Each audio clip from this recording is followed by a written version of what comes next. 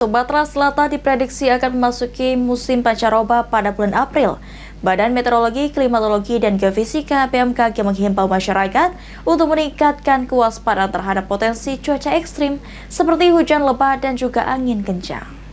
Biasanya nanti yang akan kondisi cuacanya itu Selama bulan April, Sumatera Selatan diprediksi akan memasuki musim pancaroba. Kondisi ini umumnya terjadi akibat peralihan musim dari penghujan ke kemarau. Sebagian besar wilayah Sumatera Selatan seperti musim Banyuasin, Ogan Komering Ilir, Ogan Komering Ulu, Ogan Komering Ulu Timur, dan Palembang masih tinggi untuk pembentukan awan-awan hujan. Kepala Stasiun BMKG SMP 2 Palembang mengatakan untuk bulan April diprediksi akan memasuki musim peralihan atau pancaroba dengan hujan yang berlangsung cukup pendek namun dengan intensitas ringan, sedang, bahkan sangat lebat.